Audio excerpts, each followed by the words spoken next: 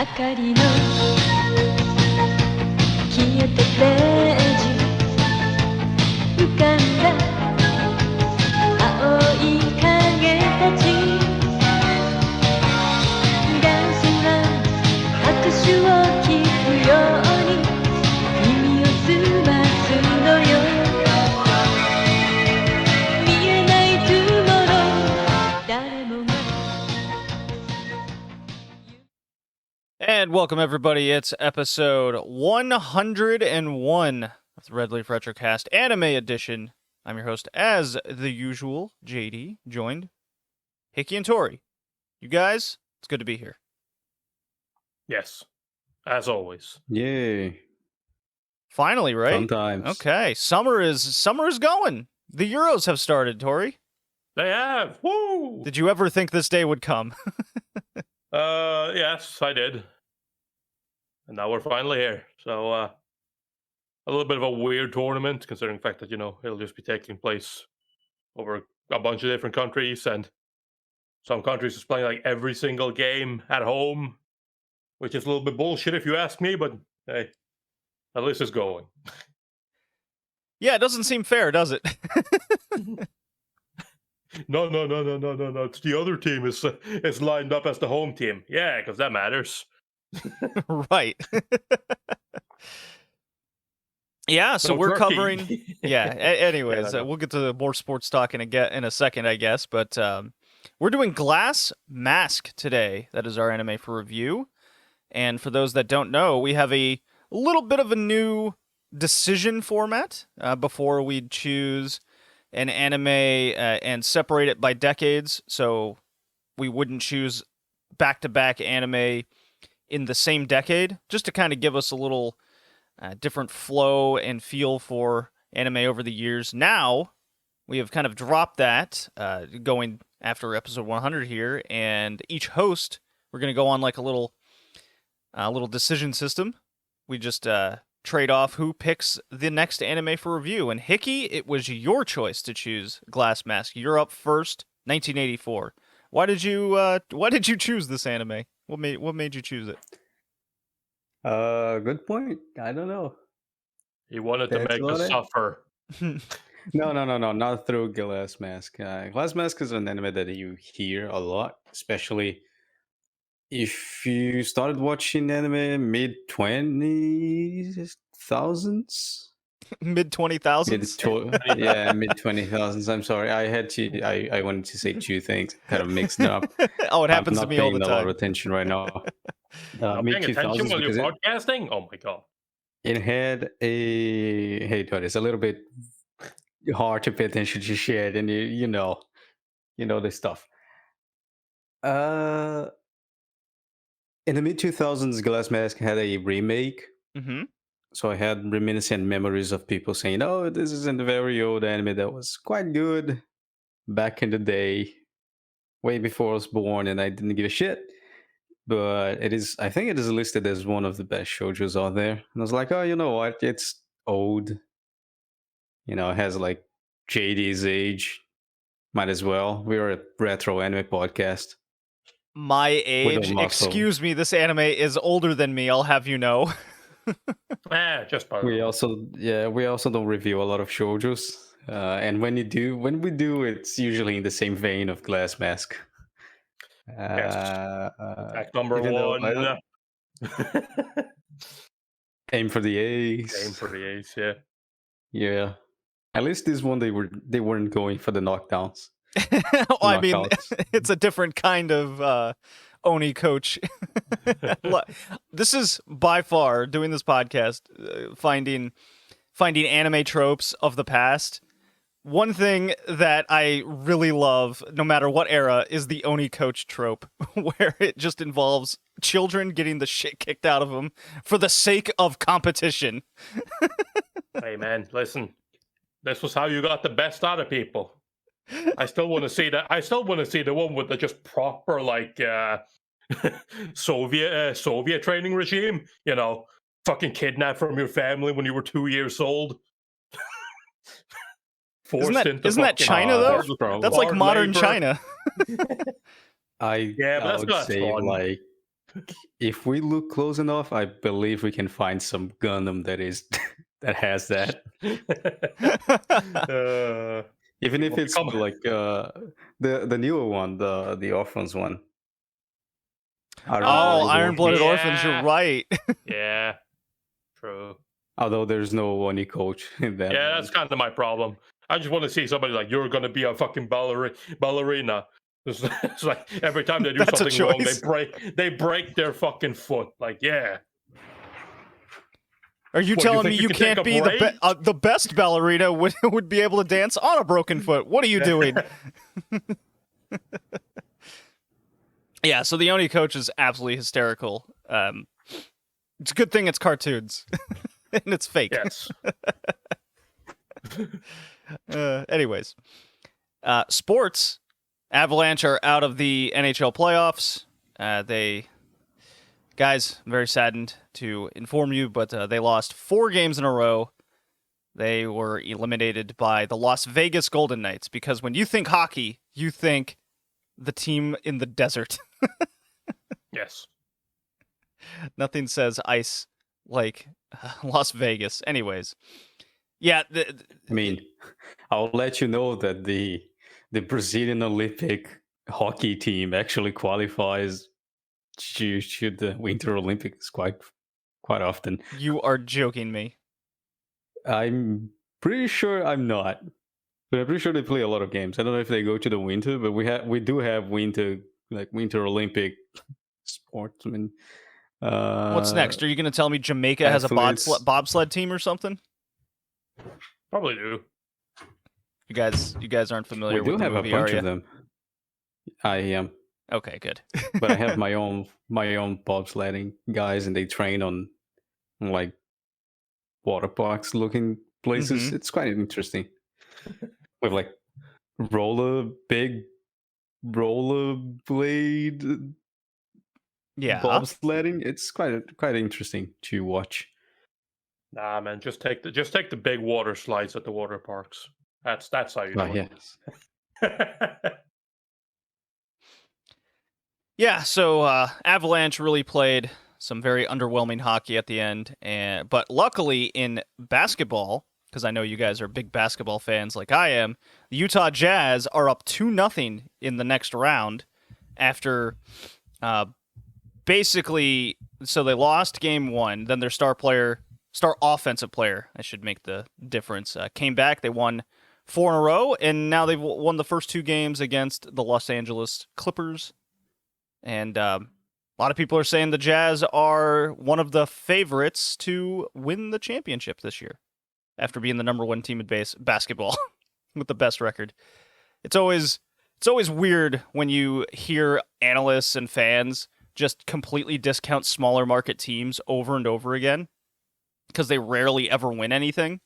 So, like, take Tori, you could probably compare this, but Leicester, despite winning the championship, a few years ago or whenever that was, they're never in talks to be a top 8 team. It's always Manchester City or Chelsea or whoever. Well, in that regard, they proved that to be false. But like, it's kind of different, right? Because I mean, especially when it comes to like a lot of American sports, with how that works compared to like European sports. I do find that it often does become that whole like it does become a whole lot like more like the best team will win, and by the best team is probably the one that has the best players, and whoever fucking got the best trades off and all of that shit. It's like, yeah, of course. In football, it's more of like, you of course have your big teams who buy all the big name players, and they are generally to be counted. And the Leicester story is very rare because they actually built that team, right? But at least there they did a good thing, because they weren't dumb, right? When they won the league, they didn't just like fucking sell all their players and then just was like, we'll be fine even without them. They did lose some players. They lost Conte, they lost Morris and whatnot, right? Big superstars went for a lot of money, but they actually fucking replaced them. Right? They were like, yeah, let's actually try to do something smart now, and let's actually spend that money to build a better team. Because that Leicester team that won the Premier League, sure, they were good, But it also can't be miscounted that every other team that season was pretty fucking bad. Well, So that's that hardly helped. their fault. They were the best team that year. It isn't their fault, but that definitely helped them, right? So it's one of those things where it's like, well, what do you do now? Well, we need to improve the team. So let's spend that money we got and actually improve the team. Because, it is definitely incredible to fucking sit there and say that you can win the Premier League with goddamn Danny Simpson as your right back. But, maybe that's not going to be the best way to go about it for, the next 2 or 3 years. Yeah, I agree, and that's what this Utah Jazz team is. Their entire team is basically homegrown talent, right? Picked from the draft or free. And don't get mistaken here; they made a big trade for another player. Just one though, and that was 2 years ago, and and he's finally healthy. But one of the big understatements that I have to constantly remind people of is, so the Utah Jazz have never spent more than, I want to say, $50 million on a free agent, and that's like an entire contract worth. So 5 years, $50 million, for example. I'm kind of just pulling this number out of nowhere. The point being, they've never had any sort of high-end free agent ever come to the team in its entire existence. And unfortunately, last year was the COVID situation, and he's a foreigner. He's from where's Bogdanovic from? I think he's from Serbia. He was stuck in Serbia all last season. So this year he's finally back, and when people are discounting the team over and over again, they're like, well, so what if they were the number one team in basketball and had the best record for the entire season? That doesn't mean anything. I'm like, what the fuck are you talking about? That doesn't mean they're good. Yeah, it doesn't mean the team with the most points in the league. That doesn't mean they're any good. What? That means they beat the most people. Hey, man, I get it. Again, like I said, while it can't be discounted that, I understand that a lot of people don't like them. My favorite team in the Premier League is Chelsea, and I understand it. There's a lot of By the people way, that don't Tori, like congratulations. Thank you. I understand that there are people that don't like them for various reasons. That's okay. It doesn't really bother me. It is what it is. But it's always funny to see it. It's still happening. We've won our second Champions League at the end of this season. The only team in London still to have won it. And we won it twice. It's just, we've been a pretty normal team, although last couple of years has been a little bit more rough. Normally in the top 4 spots, won the league a bunch of times. For a while, we were Manchester United's only fucking real competition there. Stuff like that. And it's still just every season, every time, it's the same. It's small team, can't really compete. It's yeah, of course we can. I mean, for fuck's sakes, it's literally, we literally can. Have you seen the amount of money we spend on players? Of course we can. Yeah. Yeah. So, well, I mean, Chelsea goes through, from just my outside perspective, Chelsea goes through these phases of, they don't go about putting the team together the same as, say, Madrid or Juventus, where they just buy these, spend an exorbitant amount of money on a couple top-end players and fill out their roster that way. Bayern is the same thing. And Chelsea always seems to go in the direction of paying for the future. They don't, if they're going to spend a lot of money, it's going to be on 4 high-end prospects rather than a 5-year-in dude who maybe has a track record already. So you're paying for the expectation that they're going to produce again, rather than like Pulisic, who was a top end prospect, and they're paying for what they hoped for him to do to reach his potential. Does that make sense? Mm-hmm. Yeah. No, Yeah. Absolutely, right? That's why, I mean, there's no denying, not even just foreign talent, right? But in general, Chelsea is the team, at least one of the team, I don't have the numbers exactly, but it's one of the teams that invest the most into its youth academy, for example. And while it's always been a joke, it's you never make it, right? Now suddenly we have a couple of youth players that's broken into the first team. Yes, it was because of a transfer ban. That helped. Yeah. Proven. Mason Mount is a really good player. Same thing goes for Reece James. He's good. Tammy Abraham has fallen a little bit out of favor with Tuchel, but still, he's proven that he is a Premier League level striker.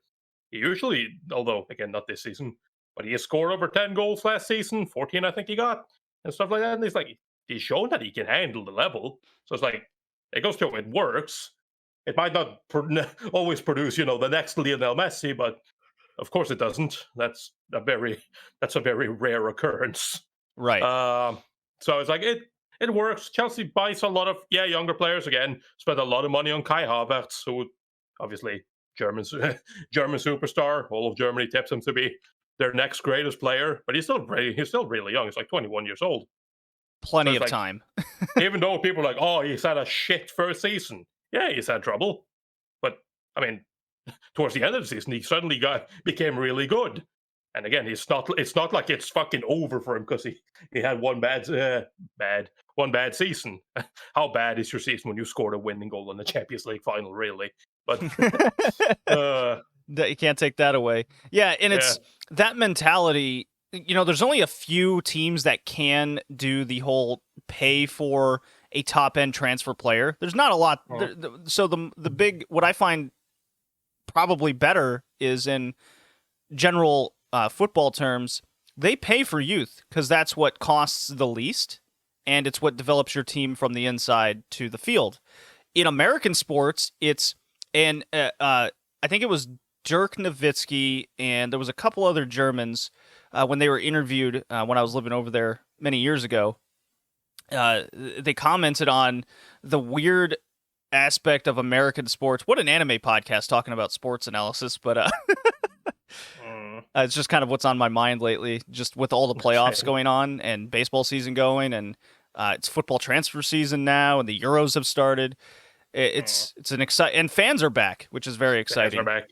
Yep. Yeah, and so they're talking about the aspect of American sports where so much of the money is spent on players past their prime instead of approaching their prime.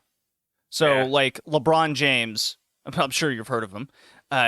Never, no. He goes to whatever, and the players have just so much power over the teams.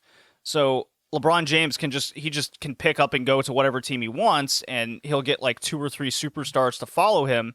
And the team that he chooses to go to, they just pay him kind of, no matter how old he gets, they're going to pay him, $30 million plus a year, whatever it might be, instead of using that same money, like say, I don't know, Denver Nuggets or a smaller franchise that, they have no chance of getting that kind of player. And those players aren't going to those small markets, so they spend their money on building a team. And unfortunately, the way that the NBA is structured, that's you only come across that once every 10 years if you're lucky, where you get a team that can compete even at a I can't even confidently say a top level, because the Jazz haven't been this good since late 90s. So it took 20 years just to get back to this point. Yeah, I do just want to say that one of the interesting things, I know, because this isn't uncommon in European football either. Because one of the things, right, is a lot of people will buy players past their prime, and for a lot of cases, obviously he's done well, Ronaldo at Juventus, right? But it's there's no denying that it's a promotional thing, right? It's big PR to be like, oh, look who we got. Oh yeah, right. And that's usually more so than the sporting thing. Even if they are good players, it's but imagine all the sales, imagine all the fucking jerseys we'll sell, imagine all this bullshit, all these fucking things we can make money off of the field as well, not just in terms of sporting. So it's there's a lot of that goes into it. One thing that I find very interesting though is because like you said, when it comes to Chelsea, how they invest a lot in younger players and upcoming talents and people that will approach their prime, or at least generally in their mid-20s, and won't really give contracts to older players. One thing that I found really interesting was Chelsea had a really big problem with their defense, and that was the one thing they couldn't solve by just buying young players. So what did they do? Well, of course, they went and got Thiago Silva from PSG for free. It's it worked. Yeah, sure, he's 36 years old. Not the best version of him you'll ever see, but he's got the experience. He can lead a defense. Right, and he's an upgrade at your current position. Yep. Yeah, and whether And that we got and- it for free. Yeah. Literally no downsides. Well, yeah, that in that case, like you see that with a lot of German teams where they get like one veteran kind of at each end of the field, and then the rest of the team is always filled with youth. Obviously, Bayern Munich is the ever so egregious exception to how the Bundesliga works. But the reason why Dortmund is at the top of the table, like year over year, is because they always seem to be developing talent in one way or another. The same could be said with how Leipzig got to where they are. I don't know. I really like I really like the Bundesliga. But I always seem to watch it for second place. I just kind of have given up over the last 15 years. Yeah, I mean, it was close this year, but then Bayern win it again anyways. Yeah. Yeah. But I mean, it's to be expected. Hey, you can't really hate on him that much, especially when you have Robert Lewandowski just literally breaking the goal scoring record in the Bundesliga. It's like, yeah, what do you do? Well, I wish he would have stayed on Dortmund, first of all. I mean, yeah, well, come on. That would have been nice. But, Bayern being Bayern, oh, let's get him. But Dortmund can't complain. They have Haaland right now, and that man can't stop scoring. Yeah, I really like him. Hickey, you're still here, right? Barely. Barely. How's the sports in Brazil going? Fine.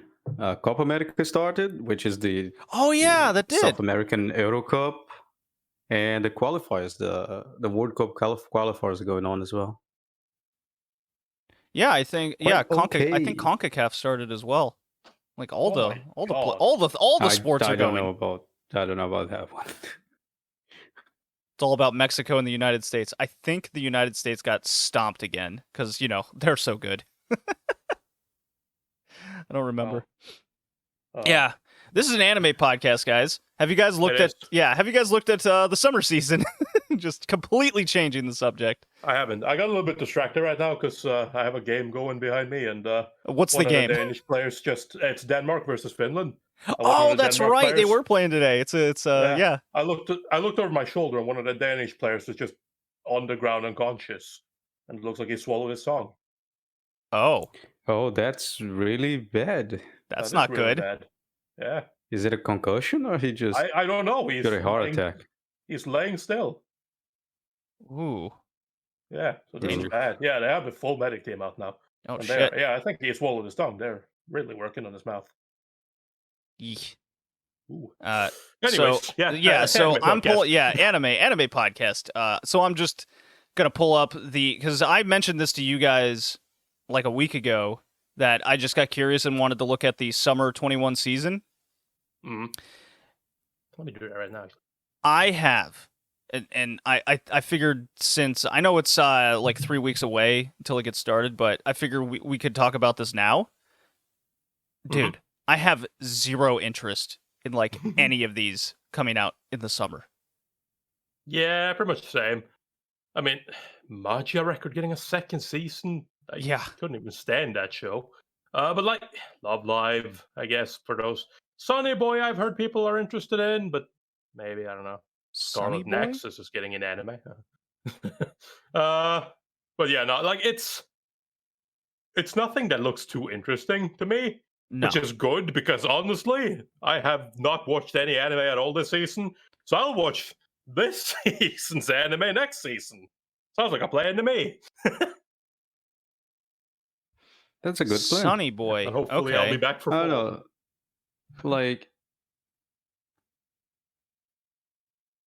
from what I remember from 2 weeks ago, summer 2021 got a little bit upgraded. A little bit more shows, more interesting shows. So Jahi-sama is coming out. Interesting that. There's a PA working anime. One more about an aquarium now. I'm so done with PA Works shows. Why is that, Tori? Why not? Because it's always like there was a time there, like especially thinking like past like the kind of PA Works Prime, where you had like what's that ocean anime? What the fuck is that called? Toy Basho? No, a place further than the universe. That wasn't PA Works, was it? Wasn't that Manos? Uh, I thought it was PA Works. Anyway, yeah.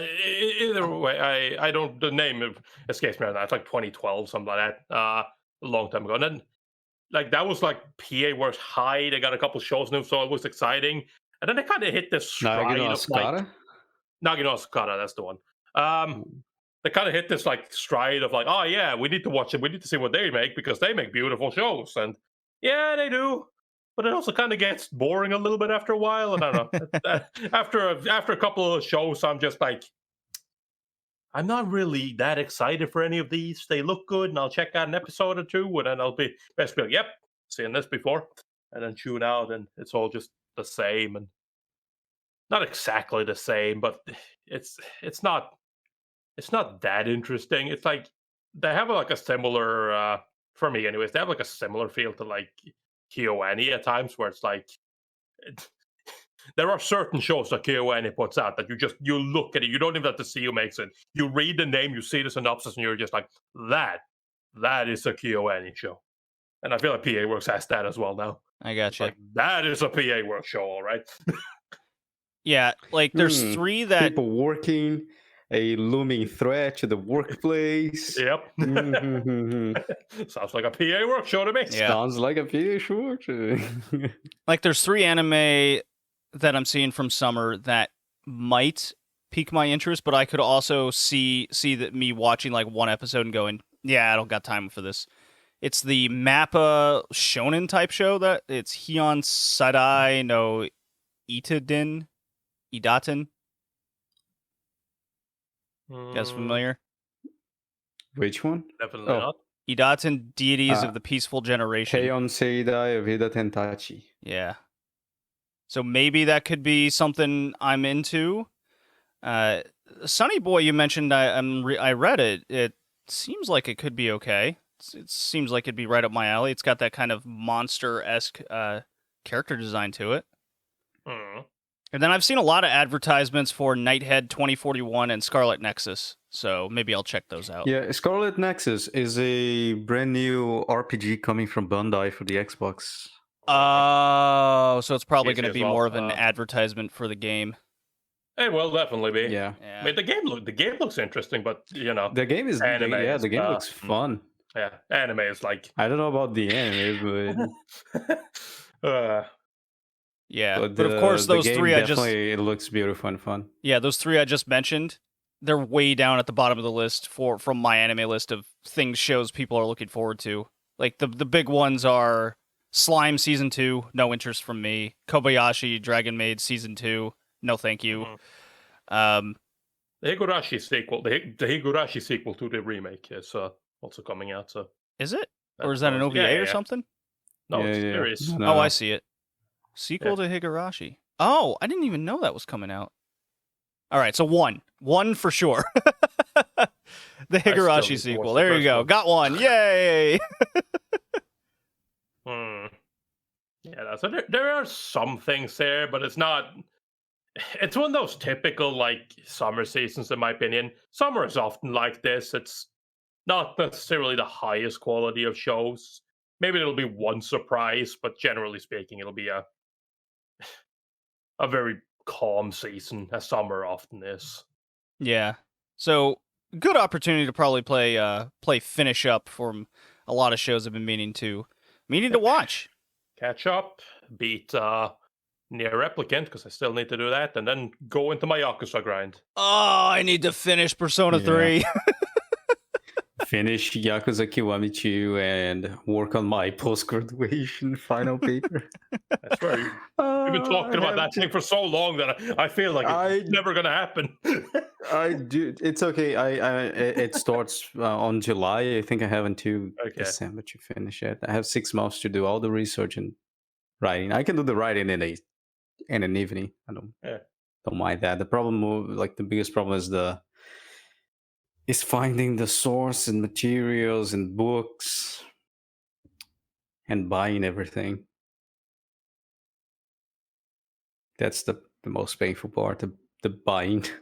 Right. Because it usually involves thousands upon thousands of bucks in books that I will only read for one reference in one line and never touch it again.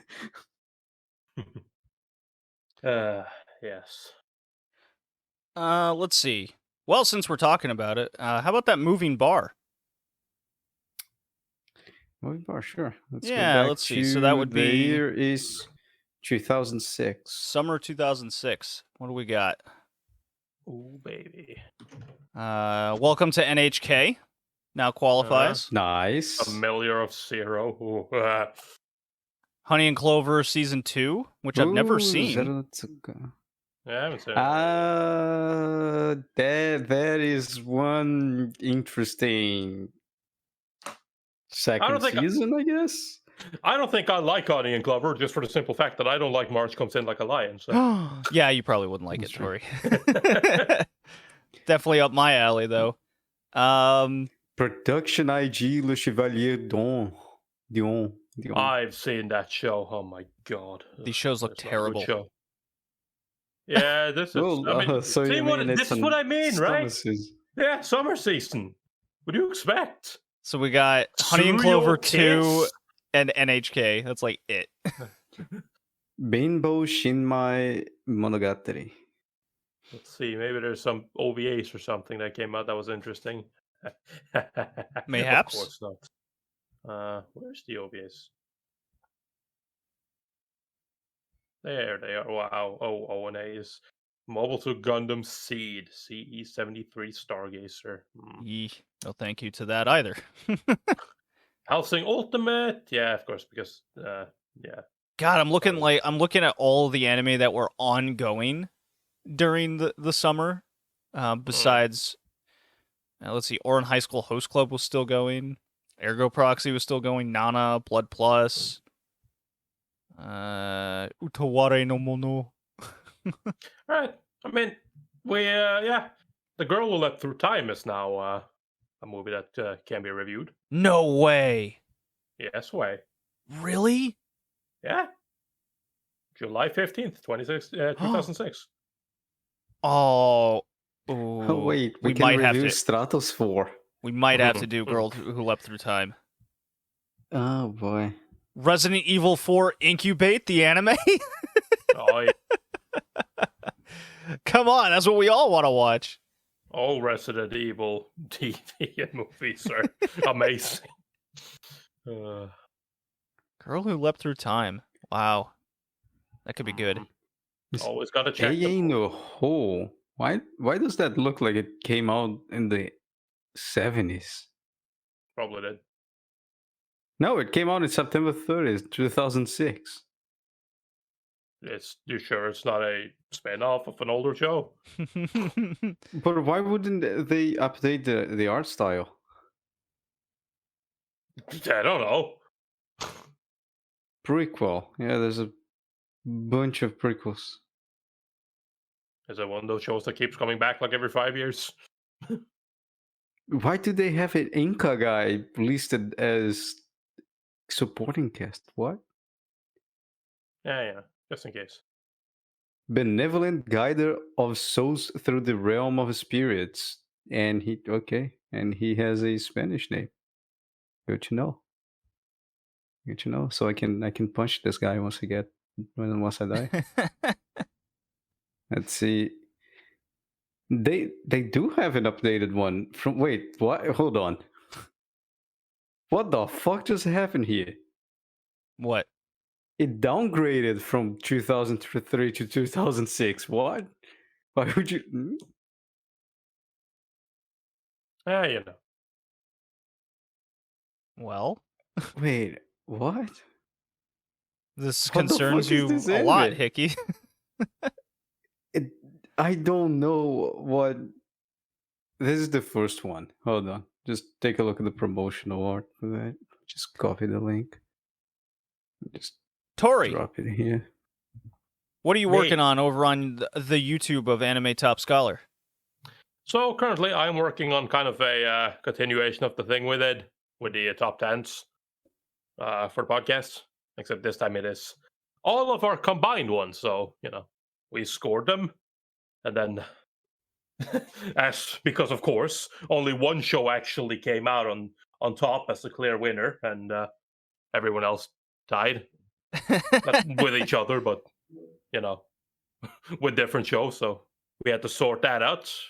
We got to sort that out, and yeah, I have the script written up. I need to record it and then put the video together, and hopefully that'll be out in not too long. Excellent. Looking forward to it. Very exciting. Hickey, you still concerned over trivial issues? This is the 2001. Why did you say yeah. 2001? That's the 2000. Because it's the first one, it's already very confusing on what the fuck is going on in the picture. Laws of the Sun. Wait, what? This is not even the first one. Yeah, it says movie By 2. the Happy Science Religion. Oh no! Oh no! Is this isn't that the code that? Hold on. Is this the cult anime? I think it is the code anime. Oh yes! Happy Science Movie 4. Happy Science is Happy Science? fucked up stuff. It's fucked up. Laws I'm pretty of the sure Sun. this is an anime produced by said cult. It is. Oh fuck yeah! Happy Science Movie 1 came out in 97. And then Happy Science Movie 2 came out in 2000. Yep. What, are we gonna do like a Happy Science Movie trilogy review or something? I don't know, honestly. Do you wanna get into some cult stuff? I mean, sure, why not? I'll be Oh I man. need to look at this up. Look, guys we're keep a retro bullshitting. anime podcast. We've reviewed some wacky shit here, and somehow they're usually like some of the most downloaded things. Dragon Ball? People- Nah, fuck that. Saikano, that's what's more Hold important on. in people's lives. Oh, the Hell Hammers. Aiwa Kaze no Gotoku. I think this is the first one. I've never heard of these. So what is it? Thousands of years in the past, a young boy named Hermes is named as the future great hero in a prophecy. Hermes grows up to save the beautiful princess and save the face and face the evil king Minos of Crete. The first title in the series of anime films by Happy Science Code. What the fuck? I'm reading this review on my anime list of Happy Science Movie 2, and it's more of a so bad it's so good. If you're looking for a confusing, funny experience or a movie to watch while high with your friends, this is it. Here it is. It's The like if controversial Christians made religious Bible the movie. Yeah, the controversial religious organization Happy Science. So that's a nice way of saying cult. Has begun streaming Sure. 3 videos for the anime film adaptation of The Rebirth of Buddha, book by its founder Ryuho Okawa. Yep. This is in fact cult stuff. Oh yeah. What yeah. Hermes has to do? What Hermes has to do with Buddha? Oh. I don't know. Happy. care. I'm writing these down. Happy Science Movie Trilogy. I that guess we can do the Happy Science movie trilogy and then just jump into NHK no Yokoso. Of course. Conspiracy. How many of these Just to movies top it exist? off. Oh man. There's at least 4. God, you can even see the animation and character art change over the like generations. Oh, nope. Happy Science Movie 4 goes backwards. So 1997 to 2006, they look to made 4 movies. And they're all about 2 hours. So All that's right, guys. Now you know. If you want to see cult stuff, then then you gotta tune into the Red Leaf Retrocast Retro Anime Cast. yeah, there you go.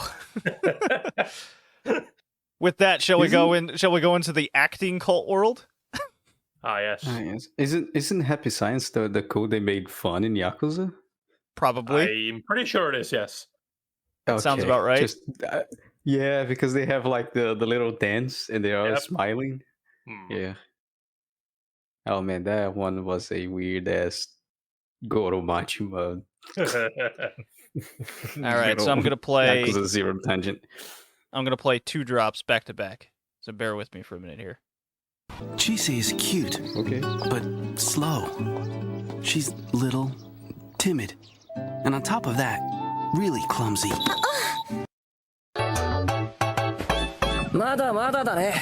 All right, just some couple drops I haven't played in a while.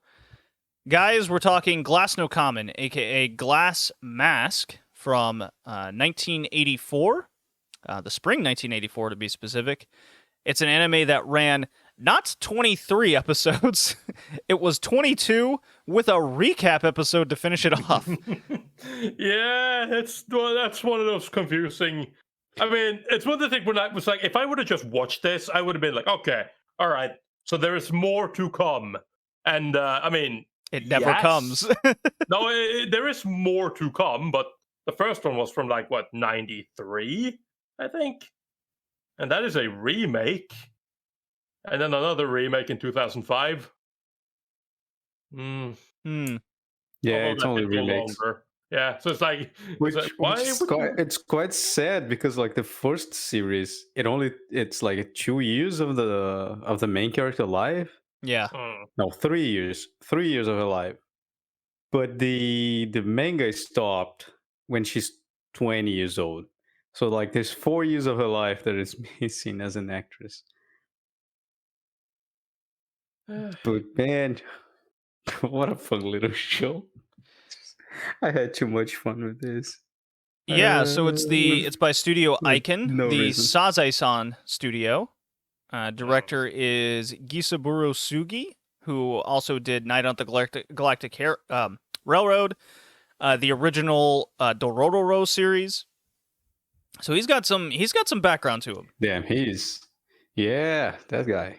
He did Twilight Got Gemini, Captain Lupin the Third Tsubasa. movie. He did the Cleopatra key animation. Oh yeah, Cleopatra. Yeah, that man is just ancient. He was chief He was director of key- Touch. He was a key animator. He was the key animator for Lupin the Third pilot film. Ooh, Oh. man. Okay. Yeah, so this guy's he got goes quite a good back. record to him. And I think, man, I think he did a really good job with this one, considering. Yeah. I mean, like, obviously, Yeah. there's some. So the first thing I noticed when I put on the first episode was I was just like, man, this is crisp. Too Yeah. crisp. It's like way too crisp for an 80s show. So I immediately went to Google and typed in Glass Mask Blu-ray. And yes, sure enough, this has indeed been visually updated for a 2018 Blu-ray release. Oh, well, there you go. There Makes you go. sense. I was like, this That's image cool. quality is a little bit too crisp for an 80s show, an early 80s show. But even Early even 80s. with the remastering for Blu-ray, there is no like dust specks and hair in between the cells. Yeah, no, it's been Like- cleaned. It's been cleaned. Ah, nice. That's unfortunate. I would really like to see the original state of it. Same, but hey, man, still. So, Glass Mask, its summary is as follows, taken from Anime Planet. Young Maya's passion is drama and theater, so much so that sometimes her grip on reality wavers. Most consider her to be a lost cause, destined to live with her head in the clouds, but things change when the legendary actress Tsukikage sees potential in Maya, and when she offers to train her, Maya eagerly accepts. Yet the road to fame is paved with hardships. With strong rivals to test her and close friends to spur her on, will Maya be able to reach her ultimate goal? And the goal is really for Maya to become a famous actress, and so Tsukikage, the legendary actress, has the script called The Crimson Goddess, and it's this very famous play, and the main actress role is kind of seen as the ultimate role, and Tsukikage is essentially picking between her kind of protege in a way, or this other character in the show is Maya's main rival named Ayumi Himikawa? Is that her name? Think Yes. So? Yeah. Kimikawa. So these are your two kind of main actresses to pay attention to. They're constantly in battles against each other throughout the series. Ayumi is the rich. She's from two famous actor and actresses herself. That's her parents. She's rich, very beautiful, and she's got the in with a famous famous large acting company with a director that pretty much plays dirty all the time. Meanwhile, Maya, under Tsukikage, they're kind of in this kind of do-it-yourself studio. They're originally backed by a company, but due to various circumstances we'll get into, they pretty much run out of various just rundown places. And it's so Maya's going through the hardships of trying to land roles and use her skill to get to the top, while everything's kind of, I mean, not to take it from Ayumi, like she definitely works her ass off, but the opportunities are just kind of handed to her. She doesn't really have to go out and search and risk things.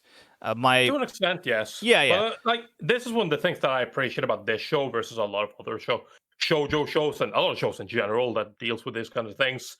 It's like, normally you have the rival who is just like conceited and fucking like, I get everything I want no matter what. Right. I do actually respect the fact that they went for a rival here who was like, I don't want to be handed shit. I want to prove that I am fucking good at this. Yeah, no, that was a very refreshing character, especially considering all the other anime we constantly have seen covered on this podcast. And what I really like that about the Ayumi character, because yes, she does come from a rich family. Yes, people are going to hand her and expect things, but her own character is to work her ass off to prove to everyone that she absolutely earns everything instead of just is deservedly handed because that's just what they expect out of her.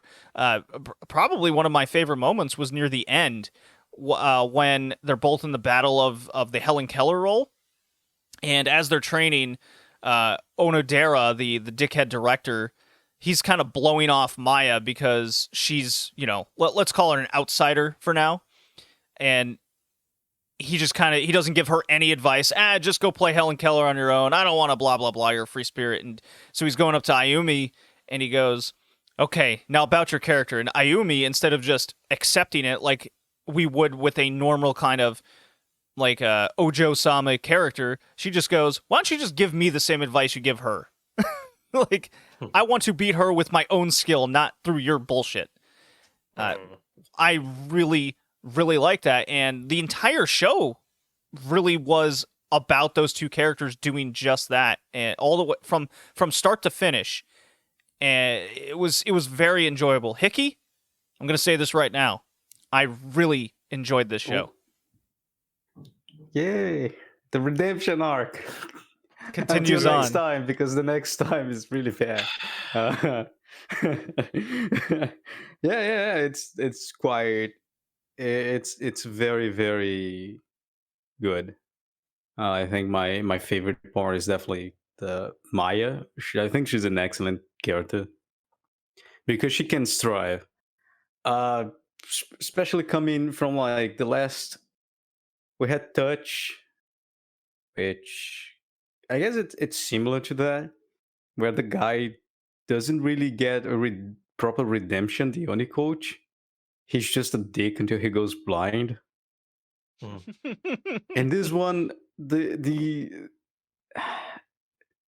at some point you kind of start understanding the coach, Tsukage. And Maya is always like, okay, I need to improve more. I need to understand what's going on. And she always come back on top. Even when bad things happen, like she doesn't stay a lot of time just sucking it up. She just, okay, that happened. I want to be an actress, so what? It's not like them demolishing the place I was practicing twice in the series will make me stop. Like, it's not, all those good officers from those guys were not really cool. I mean, except the vice press guy. At the end, he was a cool dude. Except the the pedophile undertones, but regardless, that's the 80s.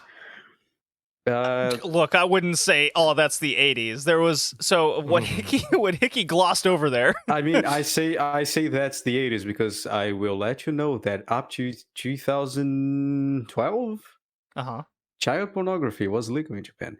Yeah, yes, that is like, absolutely a fact. It is the Japan 80s. So like, but he's not a bad man, but Just a he's weird kind man. of bad. He's like kind of bad because he does everything he wants for the script. Like everything he needs to do, he will do to get the script of the Crimson Goddess. But he's not a bad guy. It's a weird dichotomy with the character. It's a weird, yeah. And so at some point, he pretty much gives up on it. Yeah. No, I mean, like, it's the sort of thing where it's like, young, taking over the company from his father, and it's like, I've been taught how to handle this, what to do, we do everything here, and it's like, that little problem where it's like, is it really what I want to do, though? Like, I feel like I'm kind of just being forced to essentially be my father again. So Right. it's like, it's one of those things. But there's a lot of interesting stuff there. I also really appreciate how Maya, despite the fact that there's always this, obviously Whoa. the Crimson with the role of Crimson Goddess on the line, that's like the big apple at the end. The whole battle between Maya and Ayumi of who was the better actress. One of the things that I also really appreciate here is the fact that normally in these types of stuff, it's like, oh, you have the one who's really good, and then you have the one that we picked up off the street who's just got immense talent, and then catches up like nothing. One of the things that I really appreciate here is throughout the entire series, they keep saying it over and over again. Maya as an actress is not as good as Ayumi. Right. But she demands attention, and she's unconventional, and that's exciting. But Ayumi is literally the perfect actress. She is. If you were to just go based on acting merits, this wouldn't be a competition. So it's like, I do like that. It's like, it's different styles, and not just a matter of like, oh, in 2 weeks I caught up to what you have done your entire life. It's none of that bullshit. Yeah, especially like when she starts going out, like she's thinking about giving up on high school, and she starts looking for roles, and people are like, "You're not beautiful. Yeah, you're not attractive." And she acts in front of people, like, and they're your just voice, like, your voice is shit. Your voice is shit. Why would they give you the role? And then like she started being called the stage storm. Because she acts alone in stage, and it's really hard to act with her, act alongside her, because she's basically acting by herself, and she doesn't understand that a play is a cooperation between every single actor. And like, she gets all those good roles in all those good companies, and they're like, she's not for us. She's just gonna drive us into a wall and break the company. It's like, it's very, very interesting. Like, her growth is very interesting. And after episode 12, there isn't much about the Oni coach anymore, especially because Tsukake becomes bedridden. She just stays in a hospital. And every time she's like, oh, Maya needs to figure it out by herself. And it's an important part. Like, at some point, and any kind of profession, there's a line where no teacher can teach you anything anymore. Even if they teach you something, it might not be useful for you. So you need to just sit down and figure out for yourself. And half of the series is just Maya going around and trying to figure out stuff by herself, with an occasional physical abuse here and there. The occasional physical abuse. Yeah, but when she goes off on her own, she just abuses herself. It's okay. Yeah, that's true.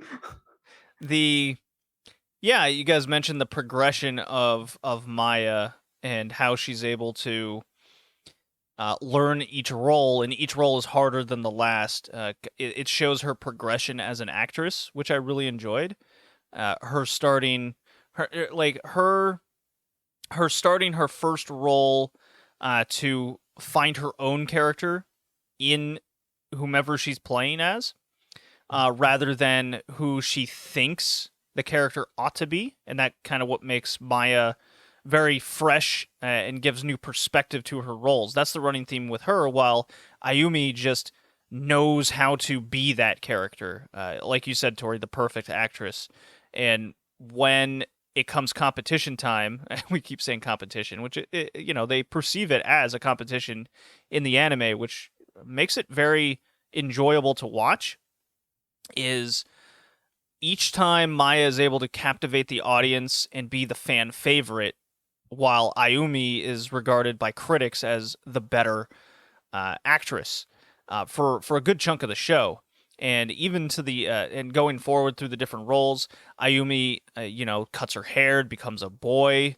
She gets her own character, and the immersiveness of the roles for both Maya and Ayumi to act is very fascinating, and how they just engross themselves with being that person.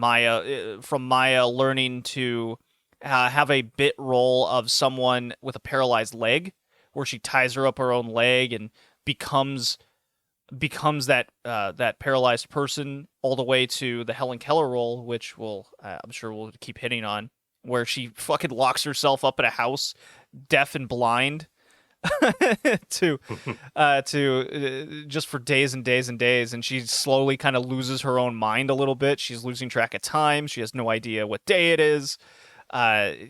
It's super interesting. Those first 12 episodes I think were better than the last 11. But I'm not saying it's like bad or anything. It's just the first 12 I think were the more interesting half, because of the type of development we saw from Maya's humble beginnings to her finally starting to get roles more often. Yeah, it's the last 11 is just the rivalry more. Yeah. Right? Because now Maya's being recognized. Before it's just like there was the one point where the theater Ayumi, hold on, let me just grab the names so I don't. Ayumi and Maya presented the same play. Yeah. And Ayumi was first, and like everyone was applauding and clapping and stuff. And then she's on the outside, and the same play is going on, and she's like, "There's no sound inside of the theater." And then she goes, and people was like, "Yeah, like we don't need to watch those third-rate actors doing that." And she opens the door, and everyone is just captivated. They cannot take their eyes out. They cannot concentrate or not get a slight deviation of concentration to clap to the accent or anything by how captivated they are by Maya. So that's the only little thing that happens. There's also like when they found the theater to work on in front of another very famous, the Orion Theater, and suddenly the Orion is just losing clients to this rundown place where people need to sit down on the floor. Stuff like that when she's playing the doll. Yeah. So the last part is just Maya is now being recognized. She's not the stage storm anymore. So she's getting roles. Then our weird entrepreneur Hayami what is Masumi, Stage Storm? he starts for the giving her listeners? roles as well. What is Stage Storm for the listeners? We haven't defined as they it. describe on the show, like they never give you a perfect description of what a stage storm is. It's basically an actor or an actress that it is way too individualistic on their performance, and so they kind of steal the show.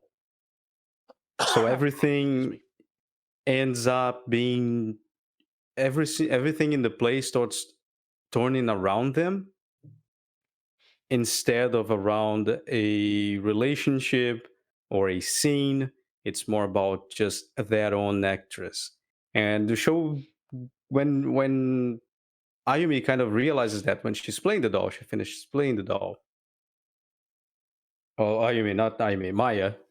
She realizes that because they go back to every play she's made, and you see like she's acting on one side, but there's always an extra actor close to her, and they always kind of surprised. They're not expecting her to do that. And if you go back to the episodes, even the people watching, the spectators, they are not kind of they're taken by surprise by her actions, and they either get surprised and laugh, or get surprised and clap, because she's pretty much stealing the show and making the show about her and not the act, not the play. That's a stage storm. That's why a lot of she ends up being rejected by a bunch of theaters later due to that. You don't want that. She's a great actress. She's refreshing and just captivates everyone, but she's not a team player. That's what a kind of a stage storm is. Yeah. No. There's At least for me, again, the yeah, anime no, does a bad job at explaining a lot of stuff, and I'm pretty sure they cut when they called her a stage storm. Like ended the episode there was a little bit odd, and then they never went into it again. So it's like, okay. I mean, I get the point, right? Again, like you said, it's just essentially stealing attention, and that is her strength. Even later on, when she learns to be more of a team player, when she's playing Helen Keller, it's the same shit, right? Where it's like when she's playing together with Ayumi's mother, and it's like, yeah, like she just said, it's literally just she stops being able to like concentrate, like it stops being a play. It's real, like despite the fact that she is the better actress again, right? And she is the main star there essentially, and everybody should technically be following her lead. She ends up getting sucked into Maya's pace, and it's like it stops being acting there. She's like, Maya tries to hit her in the face, and instead of just taking it like she's supposed to, she dodges out of the way and stuff like that, right? It's like because it's like you kind of forget that you're acting, so she still has that like stage storm presence. She just demands attention. She dictates everything that happens and stuff like that. So that's good that they keep that around.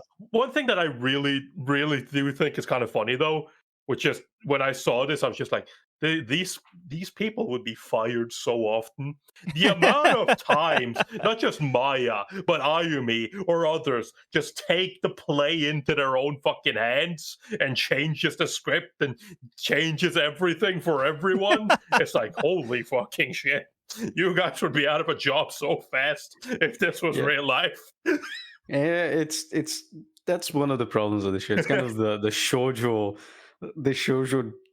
people being dicks, I guess. Shoujo and assholes. it works. It makes sense for what's happening. Like, it's just like, but it wouldn't work in real life. Giving Maya a fake script, and it's like it was a fake script. They gave her the wrong script. Yeah, it's like you're not going to fucking survive. You just play by the rules. It's like, dude, what the fuck? Like, you shouldn't do that. It's still your job. If she fails, the play fails, and you lose your job. Why would you do that? Again, it's just like people being assholes. It is. The Ono did a guy who's just an asshole through and through. I don't care about that one. That's the sort of guy you look at and you go, how the fuck did you become a high profile director? Definitely not the result in this industry. You don't revive in this industry by playing by the rules, I guess. Yeah, but sure. It's a competition. It's everyone for themselves, but it's like, holy fucking shit. Like, this guy can't not be biased on anything. It's funny though. Yeah. It works. It works for the drama that they're trying to make. It's not that serious, but it is. Christian Eriksen's off the field and responsive. Christian Eriksen's responsive, and he left the field. Yeah, they canceled the game. The game has been suspended. Yeah. Whew. That's good. What a story. He didn't die. Well, we don't know that yet. He's responsive. That's good enough. Unresponsive. Wasn't that what he said? No, he's conscious now. Okay, no, he's conscious. He's responsive. Yeah. Okay, I thought you said he probably... Because he has been unresponsive for a while. Yeah, that's crazy. He probably had an aneurysm. Maybe. most likely. But anyway, talking about drama and people fucking dying and having aneurysms, the drama that is not related to the place is also quite good, with like her mother and the teacher just burning the letters. So it's like, I'm gonna make her the perfect actress. She doesn't need a family anymore. So she just intercepts the letters from Maya to her mother, and her mother to Maya, and just burns it.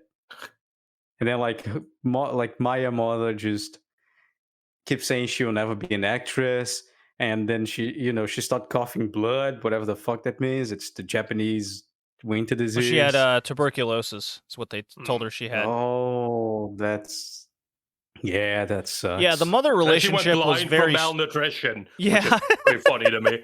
It's just like, oh, she has tuberculosis. Oh, that poor old woman. And she went blind from malnutrition. All right, seriously, come on. the relationship of Maya and her mother it was such a small part of the story, but it was very strange because she goes, "Oh, my daughter, she's an idiot. She's no good at anything." Basically taking all of her failures onto her daughter, and then when Maya gets this big opportunity into doing what she loves, the mother goes, "I'm taking you back. You ran away from home to pursue a dream? Fuck you. If I can't have you," then she throws the boiling water at her, trying to burn her. And then I don't think they communicate for 2 years at all before Maya's like, "I wonder what my mom's up to." That happens. No, Yeah. it is. But for Maya, it's like, oh, my letters are getting to her, because she wrote a letter like, "I'm sorry I left home. I didn't want you. Like, I'll make you proud. I will explain everything later. Unfortunately, I don't have money to be with you, and whenever I need to concentrate in my dream right now because I have this awesome opportunity." That letter was intercepted and ended up burning. And then the mother was like, "Oh man, I fuck it up. I shouldn't do that." It's like, "Hey, I miss you, and why not? I'm sending you some stuff. Please respond to me." And then what happens? Fucking Tsukage doesn't even burn the package by her own. She compels the butler to burn it. That's right. It's like, throw that in the fire. Like, but You want to be an actress? do it. Throw your family away. That's right. Yeah, so it's like, I don't blame the mother. Like, it's important that the mother keeps being a huge part of the series technically, because it kind of humanizes Maya a little bit. Like, especially when the doll thing happens, and she starts crying because she's thinking about her mother, and it's like she's not just an actress, she's not a doll, right? And that's So when they dropped the name of the show. Yeah. I was wondering when they would do that, and then it's just like, the masks we wear are glass masks, and I'm just like, yes, Yeah. I love that trope as well. Yeah, so like, it's important, and like, you see, I guess, the development change of heart of her mother when she goes blind, and she's like, look at this newspaper. It's my daughter, she's beautiful. Like, it's when she won a citation for her acting, and the doctor's like, "Oh yeah, she's really beautiful," and it's just like smattering of paint. So like, it is definitely interesting. Even Tsukaki Sensei, like, she has her reasons, and like, they show a little bit that she doesn't have an eye, and her face is all burned because when she was acting, a spotlight fell into her face and ended her career. So like, even her, I know it's not the best justification for what she did,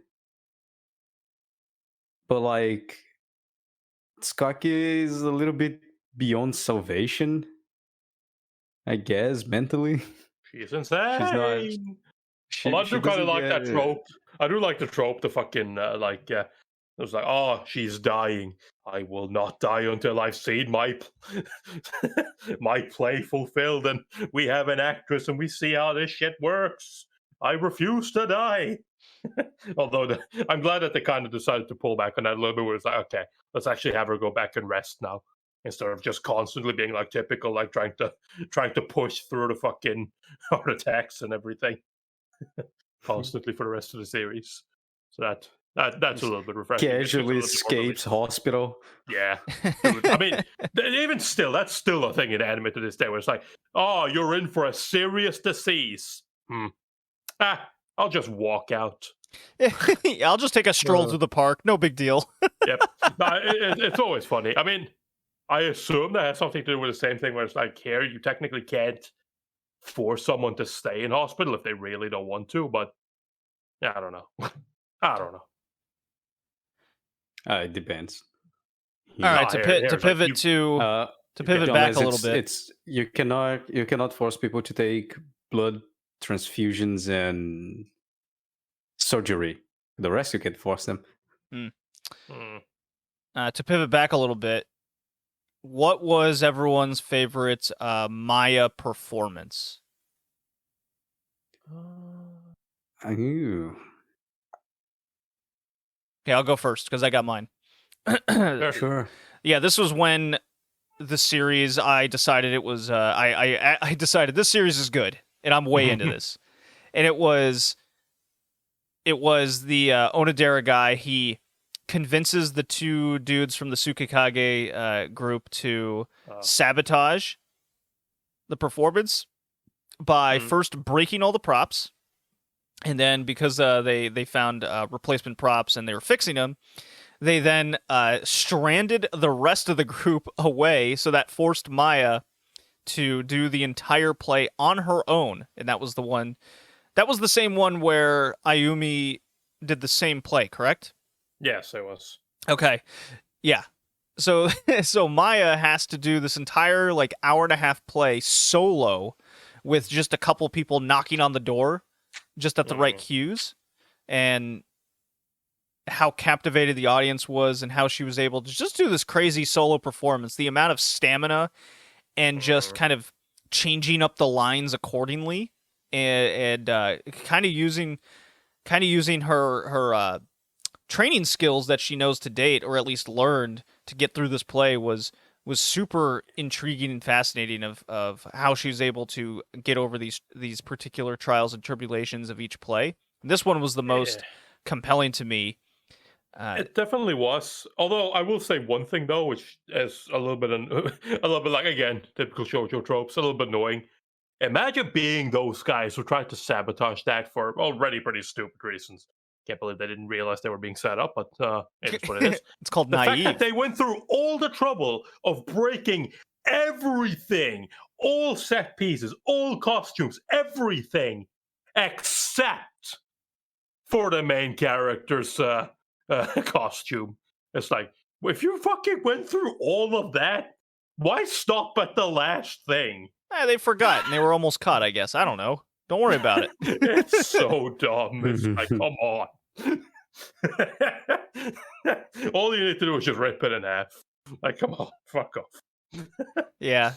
And of course the ceremony when they had to choose the winner was also interesting, where Maya had just compelled the audience so well that she was clearly the fan favorite, but then Onodera, this dickhead, is the biggest dickhead in the entire show, easily.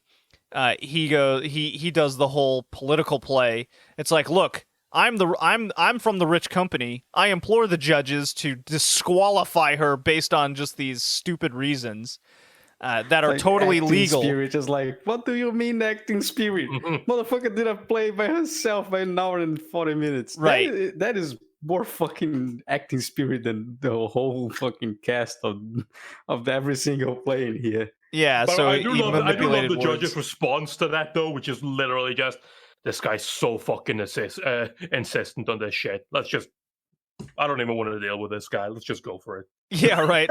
Whatever. They don't even want to fucking argue. It's like, I'm not going to bother. I'm not going to deal with this guy. Which basically just goes to show what kind of fucking reputation this guy has Yeah, exactly. It was a good kind of villain play, and even afterwards, just praising the Ayumi character some more. Even though she technically won, she goes, "Nah, we lost. She Look didn't at win. yeah, well, Yeah. yeah, I mean, it's great. I love that because it's always something like, what does the audience know? They don't know the first thing about acting. And it's like, that doesn't really matter, does it?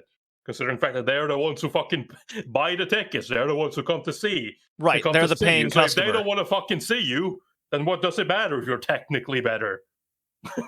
Yeah, I mean that's just- what matters at the end of the day. Are you going to be able to draw the house?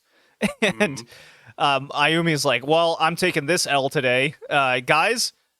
Take the L with me, and they're like, shit,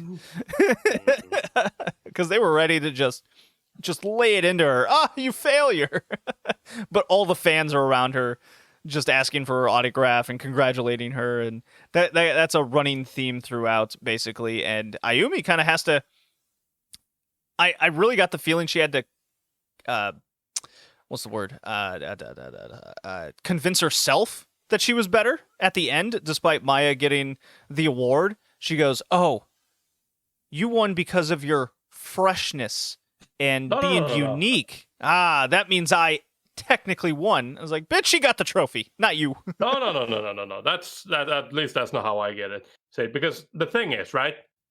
That is specifically it. She won the trophy, or she won the award for being different. Yeah. Not for being better, for being different. And that is kind of that keeps that it keeps the status quo, essentially, where it's like, who is actually the better actress? Is Maya now the better actress? She's not the better actress. Well, no, yeah. But she displayed like they were talking about the entire time. She displayed a Helen Keller different to anyone else. Not one that's ever been seen before. Ayumi's Helen Keller was pitch perfect. How she is supposed to be. How she was envisioned. How the play is supposed to go. But this Helen Keller is exciting. So it's like, it's still that, like, where's the difference between being a technically superior actor and, you know, being somebody so people actually want to go to watch.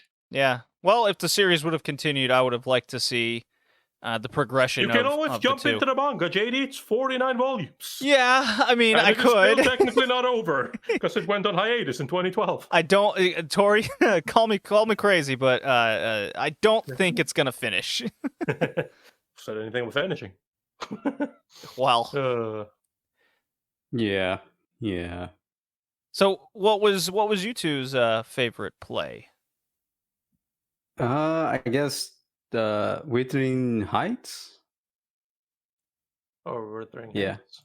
Was that the doll one? Half-Cliff, Catherine. Oh, that one. Yeah. Catherine. Yeah, that one. Oh, With the guy.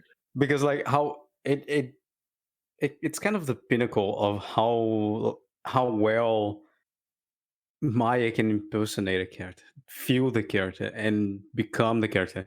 Because the other guy, Half-Cliff, he got a girlfriend, and the guy's like, I'm in love with Catherine, but Catherine is not Maya. It's just the mask. Yeah, that was. I was laughing hysterically throughout that, where the dude falls in love with her.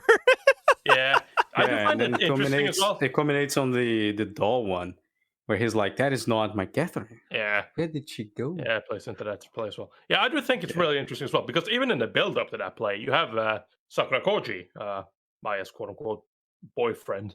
Don't think that was ever official, but everybody kept saying it, and they never denied it. So, you know, it's it is what it is. But I do find it very interesting when she wanted to Maya wanted to like rehearse the lines with him.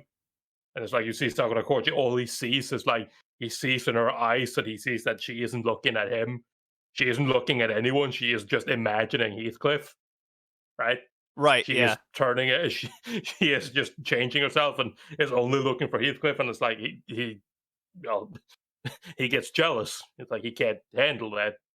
Oh, I am not Heathcliff. I'm so sorry. I'm not this guy you love. Yeah. And Maya goes, bro, I'm acting. What the fuck?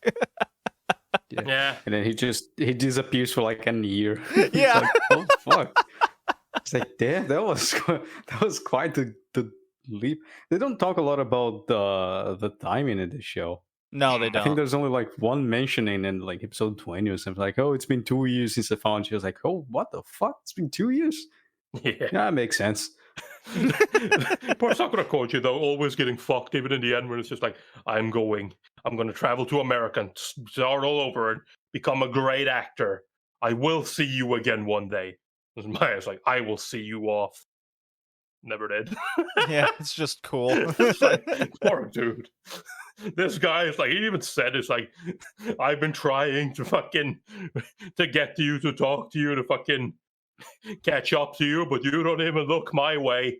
You never come to talk to me. You never do anything. Poor guy.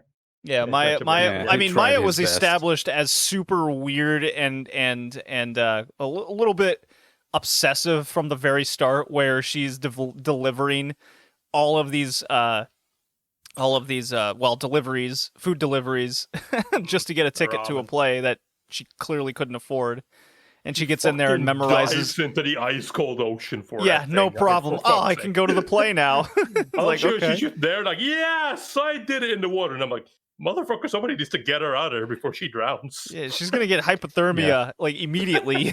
Let's The help best this part chick. is just Tsukikage just behind a pole going, yes. I found somebody. I found my true successor. It's like, okay, interesting. The foreshadow. And it's like, hey, do you want to be an actress? I got some nice theater you can actually. I got a oh theater my and some God, this looks- dorms. Yeah. It's Yeah. like, oh, that Well, she tested sounds her. like something you should refuse. Well, she tested her. It's like, okay, could you recite the play that you went to once and saw it once? And she recites it word for word. And Tsukikage goes, bro, she memorized the lines of an entire playwright in a night. Like, she's got some skills. We need her.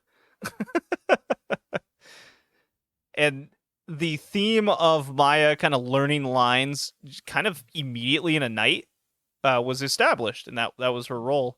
I really liked how she inherently had this kind of, I guess it's not photographic memory per se, but it's definitely a really good memory and just innate ability to learn kind of one of the most important parts of being an actress Yeah. is I think- or knowing the lines. I think it's funny. I guess that's a given because you need the drama.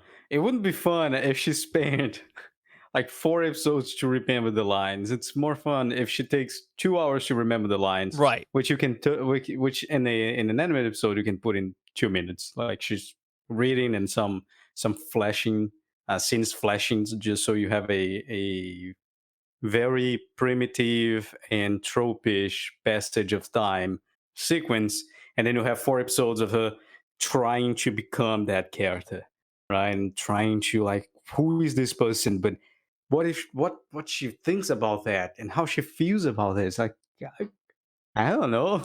So It's more interesting to see that, in my opinion. What's your favorite play? And Well, just everything before I else. get to that, I want to say this first. So, because to me, what I think they're going for the same logic as a lot of musicians have, because they have that a lot like higher profile or people that actually play music for a living has this ability to see the logic in the music. So a lot of it's not actually uncommon to get the notes to the piece you're going to play literally like 10 minutes before you actually go to play it, which to most people sounds horrible. It's like, why you don't even know it yet? It's like, you don't need to know it. Once you've seen it, if you understand music well enough, you'll understand the logic. I feel like that's kind of the logic they're trying to apply here. Is like, she knows what's happening, so she can apply the logic of what is happening in the script, and that's how she can learn it so fast. But that's just my interpretation of that.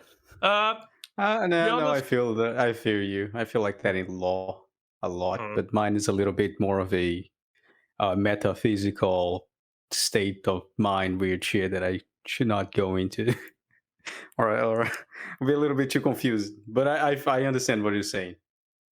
I can, yeah. But yeah, no. To be honest, I don't really have a favorite play. I think I kind of agree with JD on the solo play, though.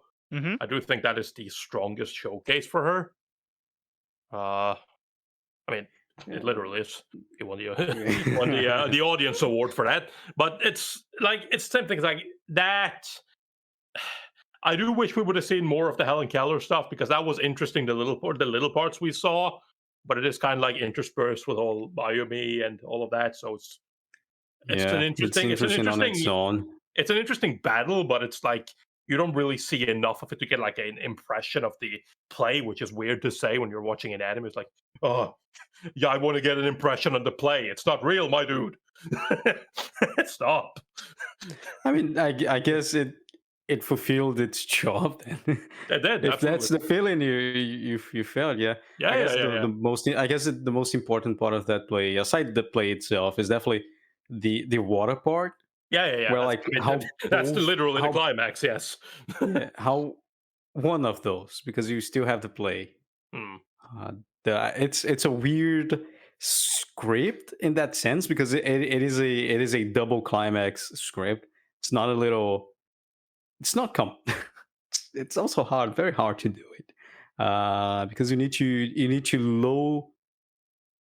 load the arc for a semi conclusion, but keeping the hype. It's not very fun to write. Anyway, where like you have two very good actresses, and both of them have different kind of answers to what discovering, the remembering, and understanding the logic of water is, right? Yeah. Mai is just like the surprise and the feel, and it just hits your fucking face, and it's like, oh shit, Explodes in your face. Yeah. that's And water. me literally Ayumi's- got fucking electrocuted. and she's like, I thought she was just put that back on, dude. And she was looking at the like as the woman was coming in, and she just got electrified, like electrocuted, and she's holding the cable, and like she's kind of looking to the outlet. I was like, don't do that again. I was like, she's gonna do it again. But yeah, no, it is definitely. I think the two individual ones, of course, I like the Heartcleave, the Withering Hills is a very good play, because you can watch a lot of the play in that one. The individual performances are definitely the two best.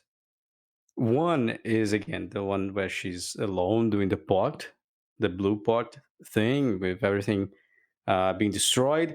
The other one is the kindergarten play, where all the other actors are late, and she needs to just sit down and kind of tell a story for the kids.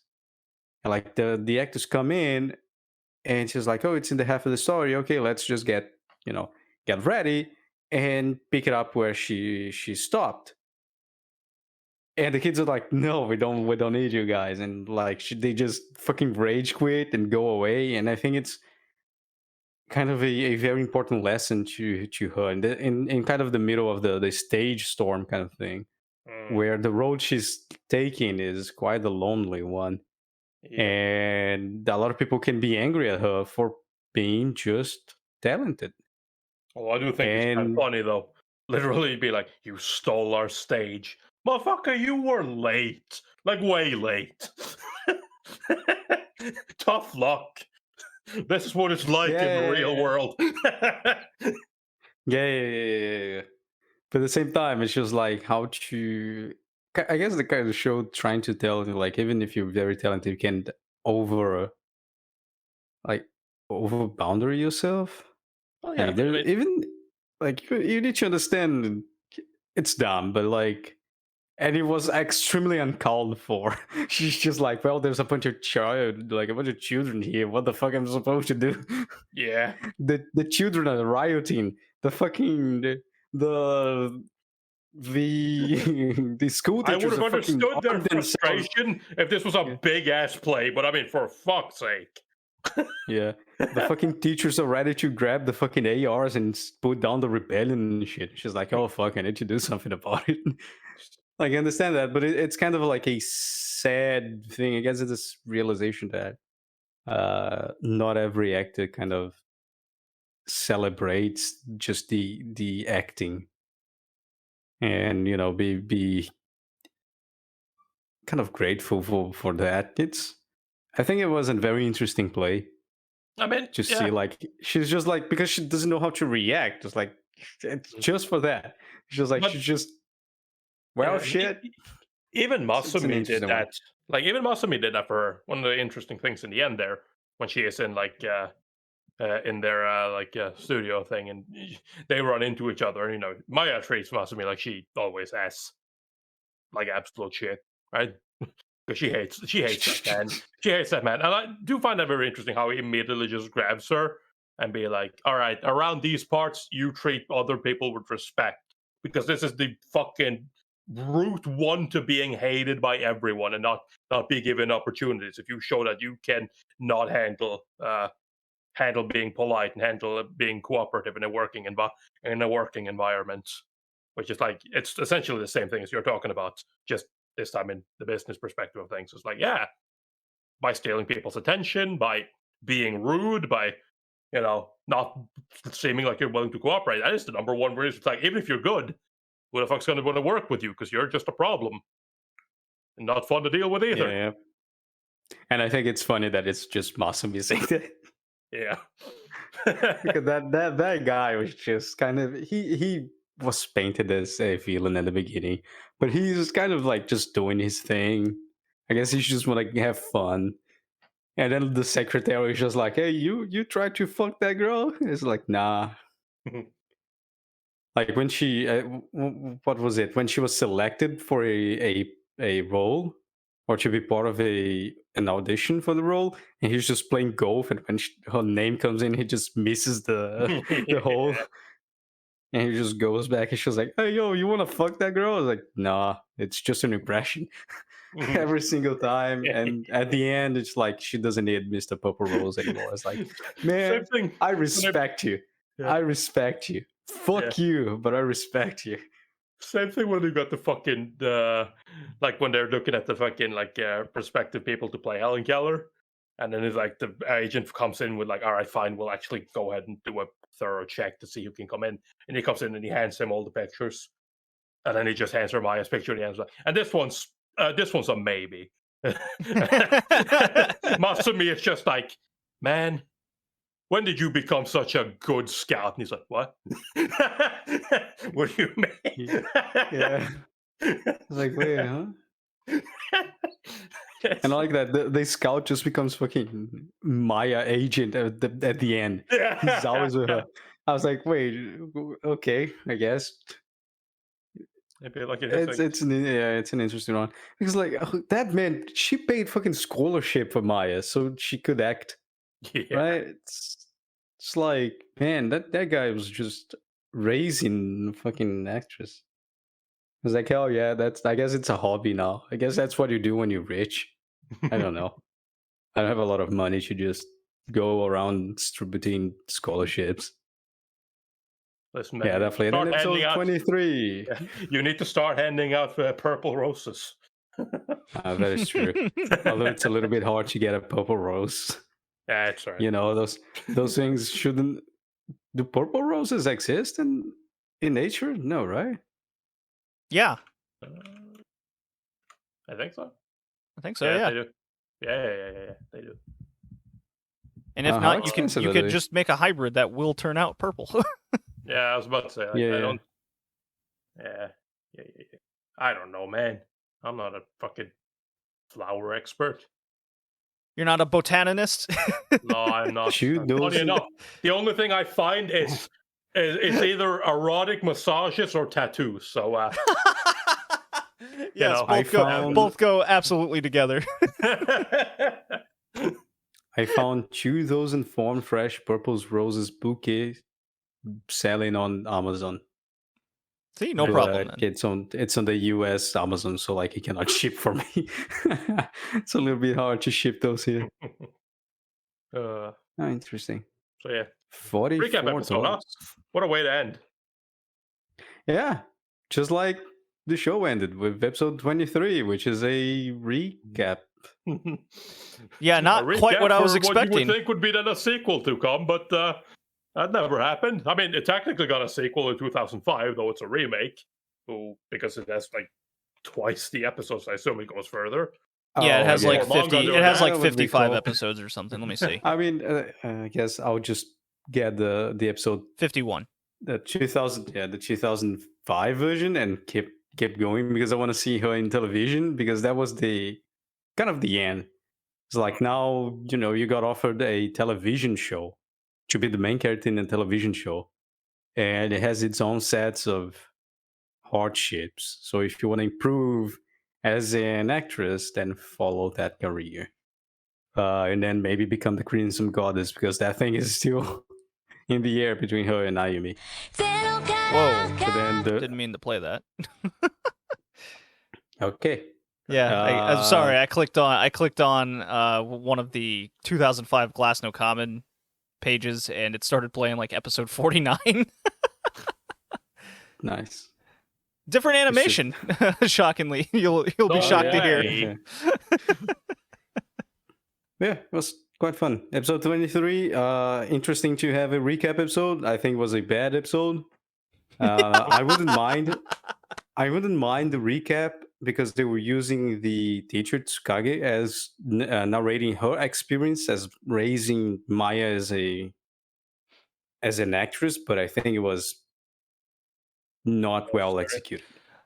Maya Yeah, was because End on a 14. recap. Maya was 14 when she first started, No, right? like, yeah, because like I think it would be very cool to have one episode where it's 25 episodes, sorry, of Tsukage just narrating the 3 years because she starts at 13 and ends at 16. 13 to 16. So okay. everything that is Tsukage's impression on what she did, right? Oh yeah, I burned the letters. Maybe I shouldn't, or I am so proud I did that shit because now she's a goddamn actress. Something like that. It would be cool. I disagree. I did that. It's kind of an impression. It's my opinion. No. But I like, still think it would be a bad Yeah. episode, but not so bad. no, as it would be better. It would be better than what we got because again, it's a goddamn recap episode. I just don't think there's ever. I don't think you couldn't convince me to say that it's a good idea to end a show on a recap, regardless of how the recap is handled. I would have. Maybe it's We could have had a monologue episode where she kind of talks about, where she kind of mentions what's happened and then talks about Maya's way forward. That could have been interesting, but not. If we're gonna do a final episode that's different to the story, then I prefer an epilogue, not a goddamn recap. Hell, even a prologue. You could have literally just be like, for the final episode, we're gonna show you fucking Tsukikage's Crimson Goddess play, like anything, right? anything. Yeah. Anything other than a recap. Yeah, Or because maybe when a that started, I prologue just when kind of she was clicked doing- through. I clicked through the video and I go, "This is a recap episode." All right, I guess I'm not watching this one. Yeah, it would be good to have like a prologue to her accident that was mentioned. Yeah. Like how the accident just made her obsessed with finding a new Crimson God. You know what I was There's so much surprised? they could have done. Cool, but You know what I was surprised that never Yeah. happened in the show? But I was fully expecting someone to try to like hurt Maya on stage, kind of like making a light fall on her. I was half expecting yes. somebody to grab a knife and just come out. Yeah, or like someone Like, tries to when stab her or some shit. Like I was the- expecting something way worse than just I changed the script out. It's the, the old doll one. No, like the doll one when she got the role from another actress. I for sure thought she was trying to injure Maya. Oh Yeah, yeah, instead of, absolutely. like, I thought just that's when it was going to cutting come the loose most. The doll.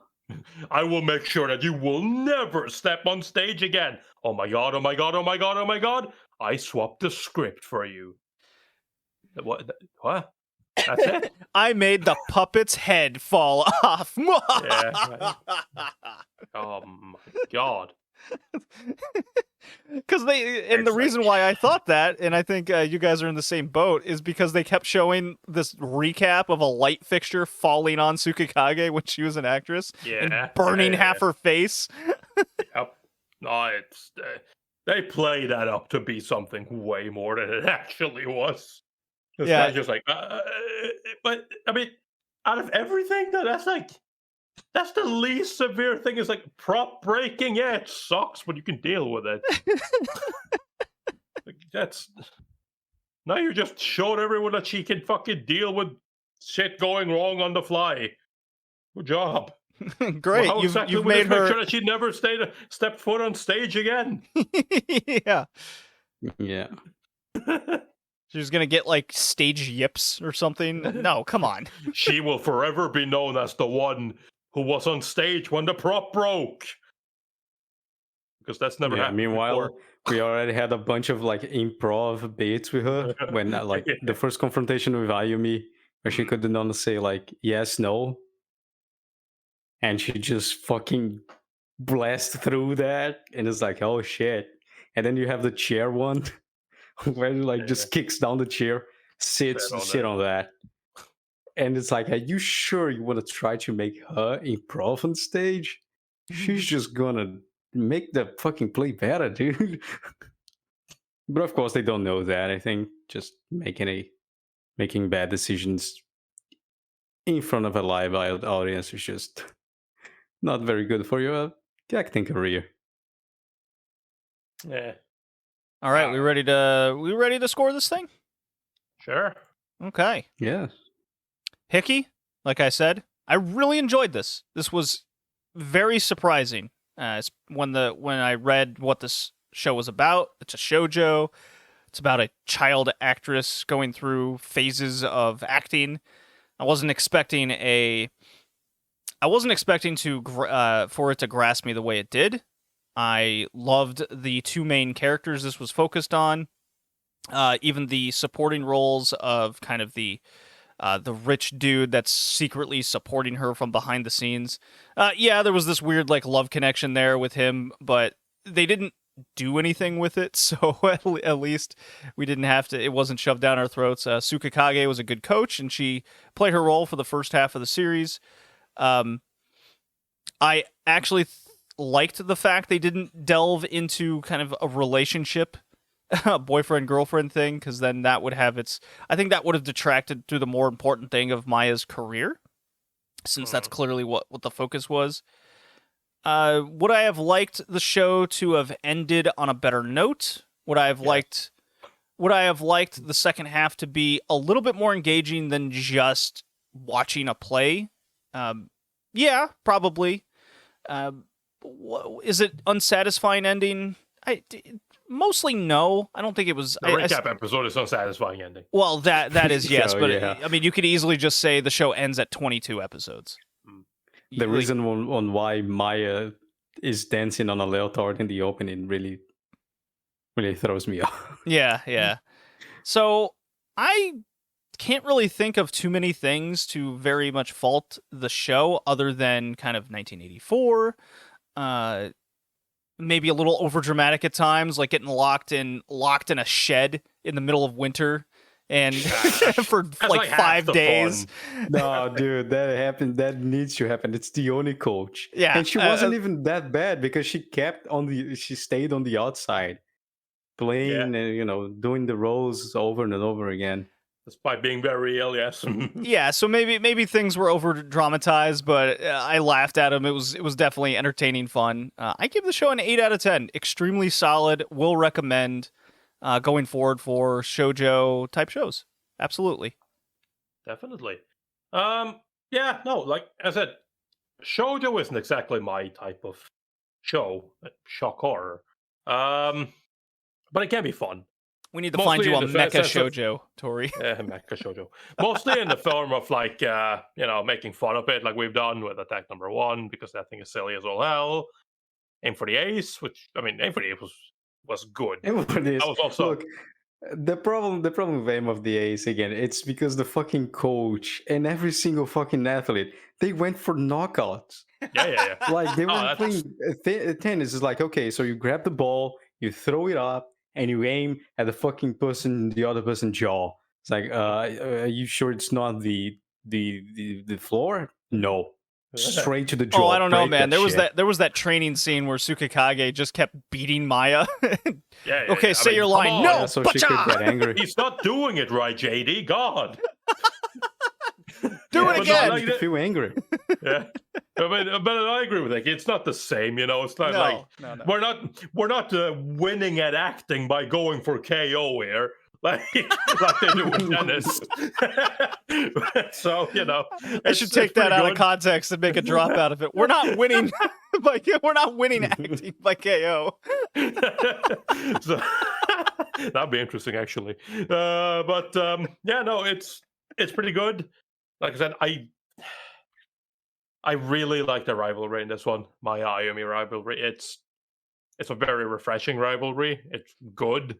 It's not the typical stuck up piece of shit who thinks everything is going to come for free versus somebody who worked hard. It's somebody who worked hard versus somebody who's talented at it, but also kind of problematic because she doesn't really understand how to use her talents. So there's a lot of good stuff here. Romance is a bit, you know. I agree. I'm glad that it didn't go into anything, but it's also one of those things like kind of typical shoujo. I don't really see much of a point in this. Masami's obsession with Maya is kind of odd. Sakura Koji is literally just there.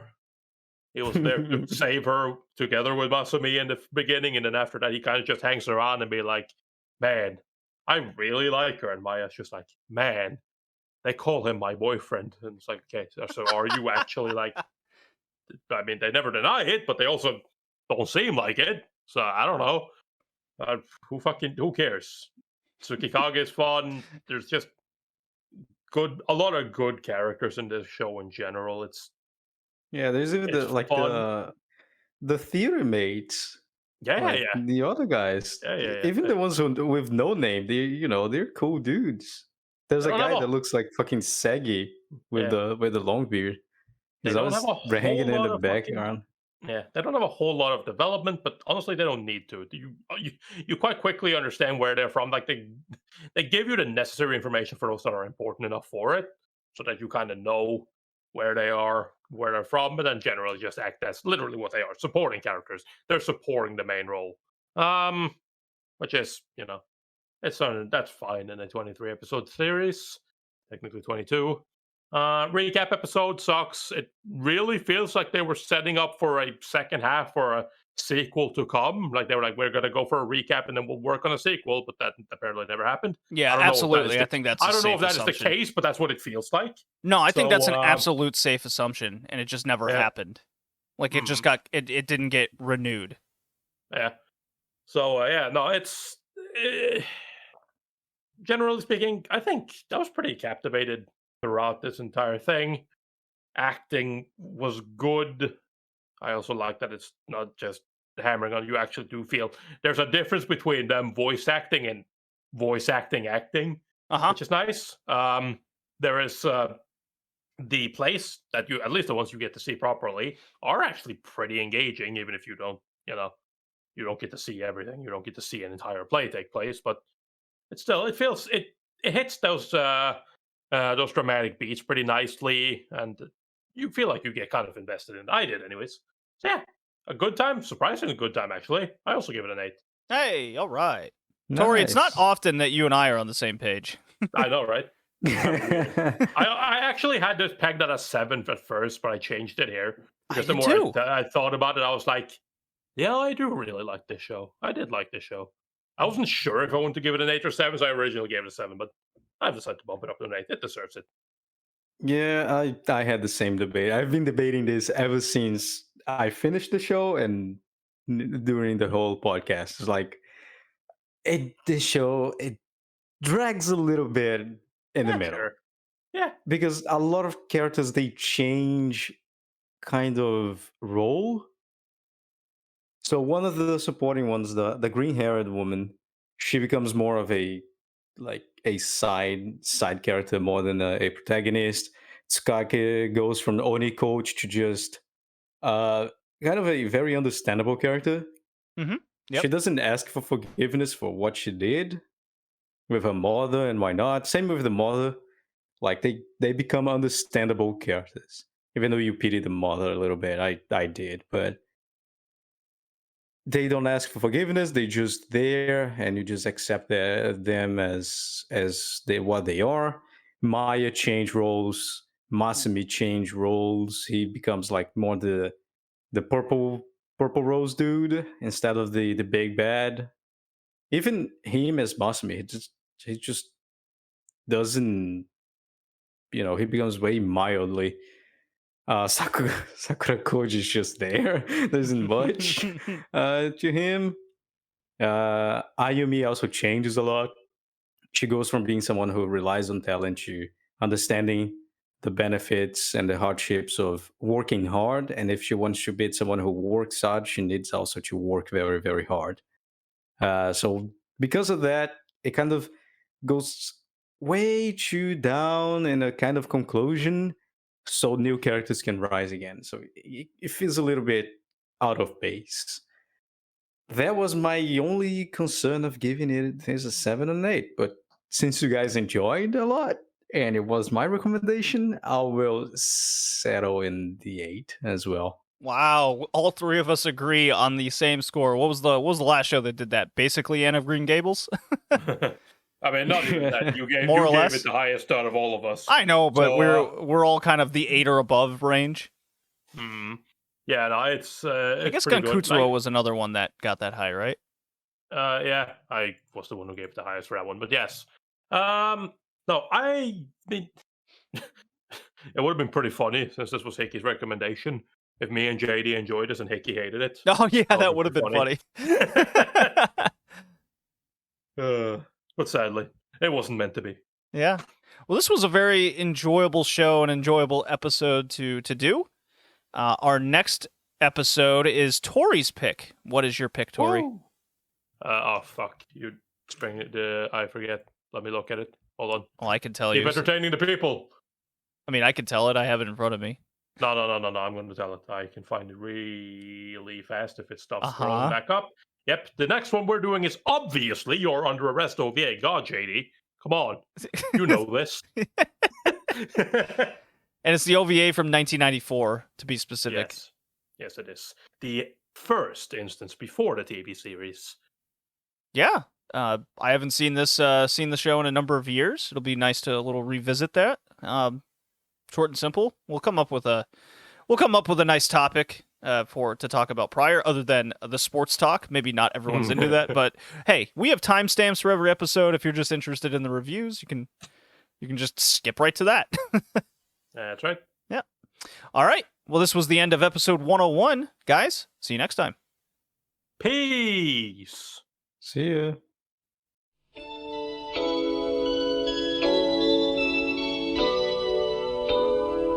一人きりじゃ寂